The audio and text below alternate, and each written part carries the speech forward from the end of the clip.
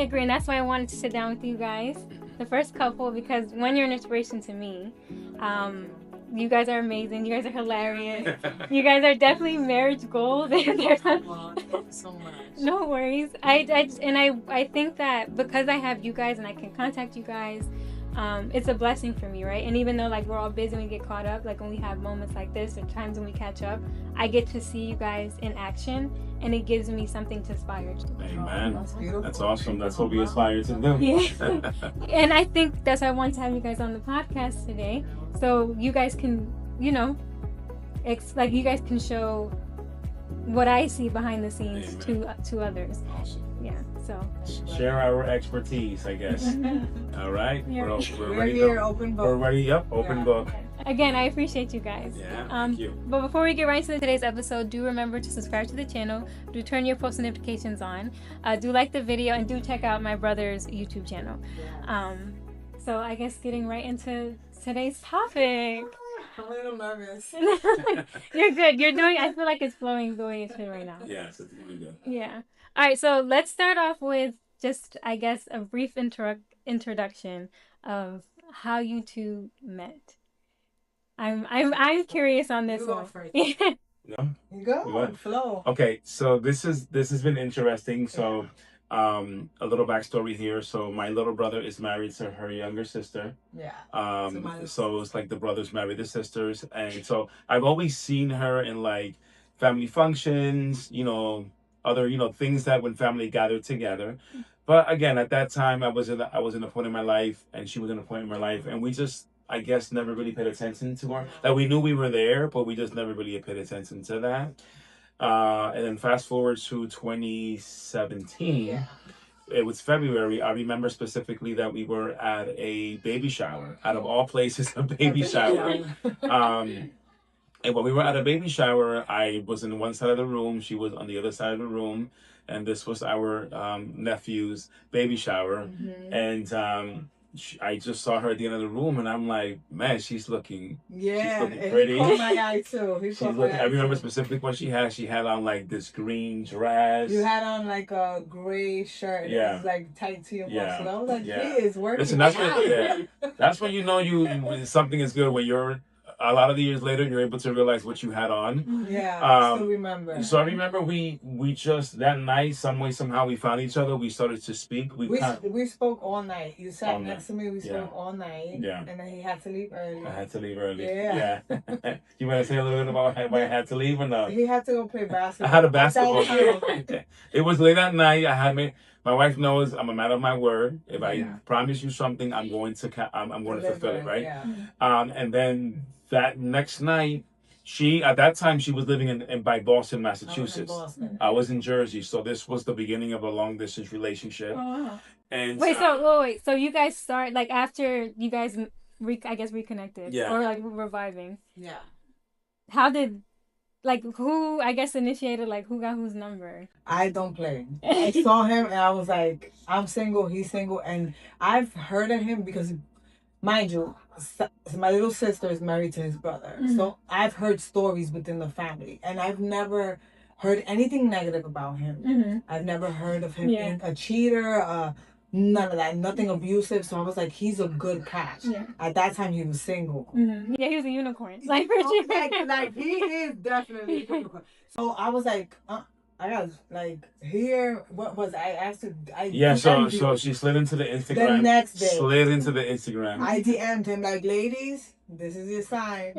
Like, don't be scared. Shoot the shot. If you know that he's a good man, Mhm. shoot the shot. So I said, She had a little something like, so I'm going to leave and you're not gonna ask me for my number. yeah, That's exactly what she said. yeah. I sent her the number, and then we just started texting, and then from texting it evolved into FaceTime. for FaceTiming, Yeah. speaking, talking. Yeah. And what I love about it is that we got to know each other first. Obviously, we knew there was attraction there, Yeah, right? We definitely, knew we definitely. liked each other, but before we were boyfriend, girlfriend, all that, it was just more of learning each other. Yeah, Because at yeah. that point in life, we were both at a different, Yeah. season in life. So Yeah. we were just trying to learn the season we were living, Yeah, and getting to know each other, even though we were still around each other, like in family gatherings, because his brother and my sister we took that time to get to know each other. Yeah. Yeah. And then we just started talking, and then Long distance. long distance, and then eventually it evolved to, I think, like 4 months later, I said, okay, so like we built this friendship, there's attraction, and like so I decided to, I spoke to her dad, Yeah. and I asked, and I said, listen, she's gonna be coming down soon. It wasn't an engagement, it was a promise ring. Okay. So I said, I'm gonna give her. 4 months in? Okay. Yeah. Yeah, because when Okay. you know, you know. Okay. I'm gonna tell you ladies something. If he's about you, he's not gonna play games about you. This is not a 1 year or 2 year thing. When he meets you and sees the qualities in you that he wants, wifey material, he's not gonna play about you. He's gonna put a ring on it and he's gonna marry you. Do you have anything to add to that? Especially like coming from. This is the advice she gives to a lot of women, Yes. especially women who have felt like they've wasted like all of these years on one guy who never wants to commit. Yeah. And it's true. I can attest to that. If like, and you know, vice versa, guys, if you know she's the one, Don't play. like, why are we wasting time? You know, and at that time we were in our mid-30s, so we had no time to waste. Yeah. And then I gave her the promise ring, and then 9 months after that, we got engaged. like 9 months after that, I called my father-in-law, that future father-in-law at that time, and I told him what I was going to be doing, and he was very happy with that. And then 9 months after the engagement, we got married. Yeah. And here we are. Nice. It was that quick. It was quick. It's like, you know. Now, let me ask you guys a question. For people that are, like, for guys that are younger, or for women that are younger, like 20, 21, like under 25, do you think that same time frame is okay for them? So you know what? I think it all it's like a case by case. Yeah, you know, I think basis. yeah. I'm gonna tell you why. Just because for us, it worked for us because at that time we were in our mid-30s, right? And again, we'll talk about that, I guess. Yeah. Whatever. But I had already like a 4-year-old son. She had a 12-year-old son. We knew we both came, you know, from previous other relationships, and So we kind of knew already what we wanted. I think when you're like in your early 20s, I think you're still trying to figure it out. But again, it's a case by case basis because again, and I'm not trying to really throw them into this, but you know, I know a couple who are good friends of mine who are pastors, who they got married when they were 18 and 19, and they're still together. And they're almost close to 40 years old, and they're still together. And if you was to see them, you will think they just got married because they act like they're newlyweds, like they just love each other. I just wanna add to that that maybe it's not gonna be 4 months, 9 months, 9 months, and you're married, but date with purpose. You're not just gonna be dating a person and giving him wifey benefits, doing all the things, and he can't even commit. Right? I'm not saying go off tomorrow and get married. Slow down. You have to. There's a lot of things you need to cover. Like you need to spend time with yourself as a woman, and get to know yourself and what your likes, like your career, what you want to do. If you want to have that apartment, you're gonna buy your house, whatever it is that you're gonna do, whatever that looks like. Everybody's journey is different, but date with purpose. Don't just give everybody a chance and give them a front row seat, to your life. You know? Yeah. It has to be meaningful. It has to mean something. You're not just anyone. It's a case by case basis. Case by case. Yeah. But you know, I like that what you guys said about like dating with purpose. And I know we have like our set questions here, but I definitely kind of like want to dive into that a little bit if you guys don't mind. Yeah. Just because I've always said like it's good to like be intentional about your life. Very. So I feel like that kind of aligns with something that I say. But for you guys, in your personal experience when dating each other, or even I guess something that you would advise people, like what does dating with purpose actually looks like, especially nowadays? For me, dating with purpose is when you meet someone that they align with your morals and your values, that they don't take you for granted, that they know where you're headed at in life, and they want to be a part of that they don't clip your wings. I've seen a lot of women with a lot of potential they get with the wrong partner, and all of a sudden they don't want to do nothing with their lives. It's like, have someone that's compatible, have someone that believes, has the same belief systems as you, and wants to strive for the same thing as you with purpose. Yeah. You know? Yeah, I like that. Some girls want to date for marriage. Like, my intention is, I want to date to eventually get married. I want to have kids. Put it all on the table. And these are your non-negotiables. There are things that you'd be like, wait, that's ridiculous. He has to be 6 feet. Like, are you kidding me? Like, there's certain things that are just like, you know, sometimes we write this list. Like, this is what I want it to be. Yeah. And then life is like, no, that's what you want, but it's not what you need. Yeah. Take what you need.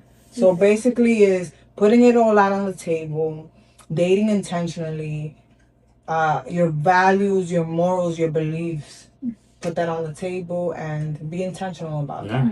And whoever's not willing to give you that, you have to be at peace and be like, okay, I'm going to stick with my beliefs and my morals and my values, because that really matters to me at the end of the day. Yeah.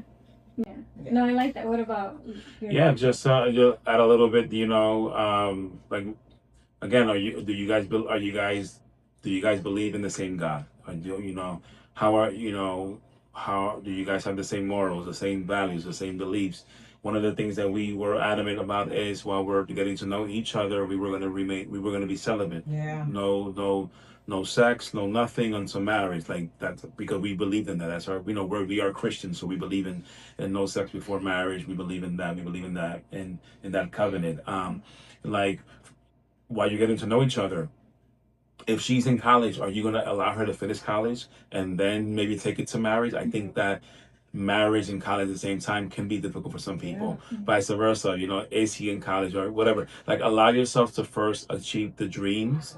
I think sometimes that people kind of rush into marriage because they're up against some imaginary biological clock that exists out there. So I think it's that, just kind of give each other the time to just achieve each other's dreams, respect each other's morals, values. Do you believe in the same God? Are you going to, and those conversations will come while you're going out, how many kids are we going to have? Are we going to raise them this way? Parenting techniques. Those are things that come up in date nights. I hope y'all not the type of people that just sit there, eat, and in front of each other, don't speak in dates, because all those conversations have to happen. Yeah. But anyways, yeah. No, I think that's really solid advice. And as you guys are talking, like, I'm thinking about my own experiences. So definitely, I think that was going to be a gem for a lot of women and men out there. Yeah, I hope it is. Yeah, we hope so too. But speaking of dating, segueing into the moment you realized, because you guys are at the dating phase, you were very intentional about how you guys got to marriage. Yeah. But when did you realize, okay, this is my person? I want to know. You want to know? I want to know when you noticed. Okay. You realized. No, so I noticed, I would say 2 or 3 months into the relationship, I immediately noticed how she was with her oldest son, who is also, in our house, we never use stepson, stepdaughter, or, we never use that. Her son was my son. So I paid close attention how she was treating him, how he gravitated towards her. And I'm like, wow, okay, awesome. Then she was really heavily involved in her church with the youth, with the worship team, just with helping out her parents, who are also pastors up there in Boston. And so I saw all this. She was a hard worker for her business, but also working for herself. And that's one of the reasons why 3 months into the relationship, I said, I'm gonna get her a ring and promise, and I'm gonna wait for her. So that's how I knew. There was like no definitive moment. Yeah. It was a series of things. I'm gonna say that too. It was a couple of things that had transpired through our dating season that I was like, oh my God, he's great. Okay. Like, he embodies like everything I ever wanted in a man. And mind you, I'm gonna say it here and quote me. Sometimes our type is not our type. Like, sometimes you want dark, tall, handsome, and that's not what you really need. You have to go through life and you have to be open-minded. Like you have to, I'm not gonna date him because he's Caucasian, or I'm not gonna date him because he's Filipino. No, because you never know. You gotta give it a chance. Yeah. You're not gonna, like I said, no, not everybody, but just keep that in your mind. Yeah. When we were dating, there was the way he was with his son AJ, because he comes with a son from another marriage. In my life, I've never seen a father like he fathers. And I said I would have 20 of his kids. Yeah. But my biological clock was ticking, so we had to kind of speed things up. We got to two. We have a boy and a girl. Exodus and an extra boy and a girl. Yeah. It was just everything, how we were blending in families and how he used to treat my son. My son ended up calling him dad. And, like a few weeks into the relationship. Like a month. It was in the mall, I remember. I was like, my heart like just dropped. And she was trying to correct him, like, no, it's not the time. And I'm like, no, it came out naturally. Let him flow. Yeah, and then the way that he would handle certain situations, like, if it would have been some other guy, he would have blew up. Like, he's just... Yeah, he's just very, like, patient. Yeah. And the ways he like, you can really... I felt God's love through my husband's love for me. And that I didn't have to circle the block looking for him. Or I wasn't worried. I didn't have to check the phone to see if he was messaging all the girls and stuff. And that's what I mean. The stuff that triggers me from my past is that I have to circle the block to go look for you to see if you're laying up in another woman's bed. I had to check the messages, see the DMs. None of that. With him, it was peace. Yeah. And I needed that. Yeah, and I would say, like, highlighting what you guys said, that's one thing that I admire about, like, my brother, like, my brothers in general. You guys are, like, very serious men. Yeah. Like, you guys keep your word. You guys are committed to your family. Oh, yeah. Like, I remember when we were younger, we have, like, obviously we have, like, you know, different moms. But, like, you'd intentionally reach out to get, like, to build that bond with us so we can sit down and have these conversations in the future. And just, like, going to church and seeing, like, how you were with everyone, how you led as a man, like, how you preached, you know, like, I remember one time, I think you were preaching in New York, and I ended up going with you, and then to see, like, how people, I guess, like, I don't want to say admired, because I think it's, like, a kind of, like, a weird word, but, like, the admiration that they had for you, you know? Like, aspiration. I always tell him, I'm like, your loudest amen will always come out of me, because to see my husband preach and I know that he lives it is the ultimate prize. Yeah. But truly a unicorn. No, like, he tried to do. Like, I'm back off his mind. You gotta cut that. No, it's gonna flow naturally. That's it. Authentic. But you know what I'm hearing from you guys? That attraction is gonna come from the most unexpected places. Yeah. But then also the most important thing that I'm hearing from both of you guys when you realize you guys were each other's person is the characteristics. Oh yeah. Like, and I feel like that's missing. I feel like people, like you said, like people are so caught up in like, what's my type? What do I want? So on and so forth, that they probably miss their blessing or opportunity. They miss out on so much. They miss out on substance because they're so used to the outer appearance. Yeah. Honeys, you have to understand that outside appearances, you can get. Can I get real here? Yeah. You can get the new gear for him. You can get the teeth fixed, the skin fixed. Like, you can do so much for men. Like, don't miss out on, and vice versa, women. You can hit the gym. You can get your facials. You can do your hair. You can do your... The outside appearance, you can work with that. Yeah. But to let go of a man because something in his physical is not attractive, but he's a man of substance, a man of God, you know? I mean... No, I think especially like women in my generation, we're caught up... I know we're going to get into this, so I don't want to skip too ahead, but I think we're still caught up with the exterior, and that's what my generation's missing. Like, they forget that the men that had these good households, that had these successful marriages like you guys, were men that had character.